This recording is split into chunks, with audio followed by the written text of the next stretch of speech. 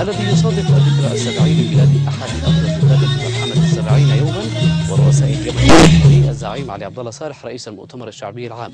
وبمبادرة من أنصاره ومحبيه نظمت احتفالية تعبيرا عن الامتنان وعرفان بجهوده في خدمة الوطن في خلال مسيرة حياته الحافلة واعتزاز بالإنجازات التي حققها في خلال 3 عقود. وتوافد المواطنون من جميع المحافظات والعاصمة لتهنئة الزعيم صالح بذكرى ميلاده 70 وأحياء يوم الوفاء الذي انطلقت فعالياته الآن في ميدان 70 في حضور عدد من كبار المسؤولين والسياسيين والشخصيات الاجتماعية والمثقفين ومشاركة الشعراء والفنانين والمنشدين الذين أحيوا الاحتفالية بفقرات أدبية وإنشادية وفنية. وستتولى قناة اليمن اليوم نقل وقائع الاحتفال على الهواء مباشرة في ختام هذه النشرة.